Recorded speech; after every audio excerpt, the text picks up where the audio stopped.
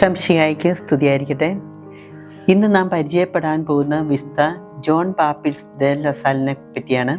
1651 ഫ്രാൻസിൽ അതിസമ്പന്നമായ ഒരു കുടുംബത്തിലാണ് വിശുദ്ധ ജോൺ ജനിക്കുന്നത്.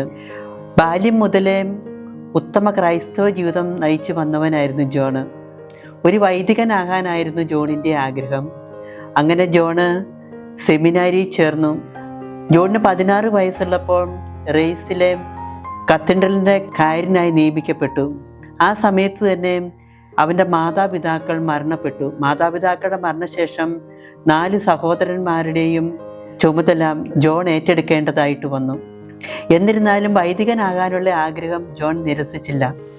1678 തനിക്ക് 27 വയസ്സായപ്പോൾ ദൈവശാസ്ത്ര പഠനം പൂർത്തിയാക്കി ജോൺ വൈദികനായി. 2 വർഷത്തിന് ശേഷം ജോൺ ദൈവശാസ്ത്ര പഠനത്തിൽ ഡോക്ടറേറ്റ് നേടി. തൻ്റെ സ്ഥാനമാനങ്ങളെല്ലാം ഉപേക്ഷിച്ച് ജോണ് തദ്ദേശവാസികളുടെ ഉപദേശപ്രകാരം ദരിദ്ര ബാലന്മാർക്ക് വേണ്ടി ഒരു സ്കൂൾ നിർമ്മിക്കാൻ തീരുമാനിച്ചു.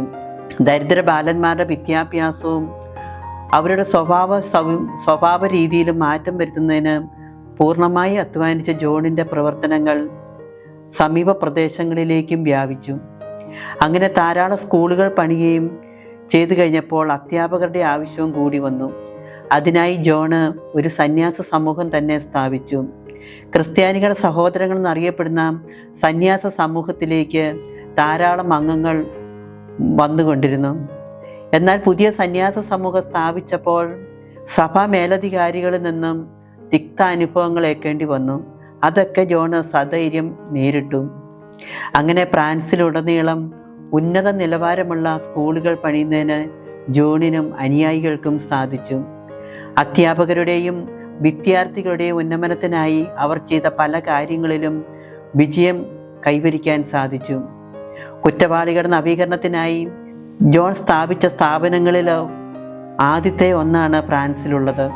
അവിടെ വിദ്യാഭ്യാസത്തിനായി വന്നുകൊണ്ടിരുന്ന കുട്ടികളിൽ പലരും കുറ്റവാസനയുള്ളവരും കഠിനഹൃദയരും ദൈവവിശ്വാസമില്ലാത്തവരുമായിരുന്നു.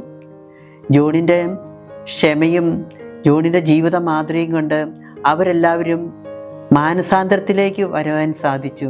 ഇറ്റാലിയൻ ഭാഷയിലും തദ്ദേശീയ ഭാഷയിലും ജോൺ പഠിപ്പിച്ചുകൊണ്ടിരുന്നു. ജോണിൻ്റെ വിജയത്തിൽ അസൂയാലുക്കളായ ഒരുപറ്റം ആൾക്കാരും അവിടെ ഉണ്ടായിരുന്നു.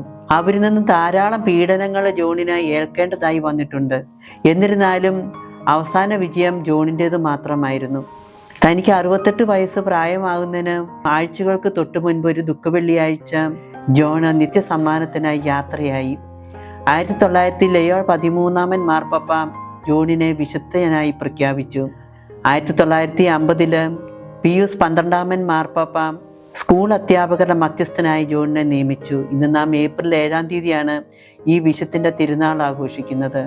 നമുക്കും വിശുദ്ധനെ പോലെ മറ്റുള്ളവർക്ക് മാതൃകയായി ജീവിക്കാൻ വേണ്ടി വിശുദ്ധൻ്റെ മാധ്യസ്ഥം നമുക്ക് അപേക്ഷിക്കാം. ഈശോ എല്ലാവരെയും സമർത്ഥമായി അനുഗ്രഹിക്കട്ടെ.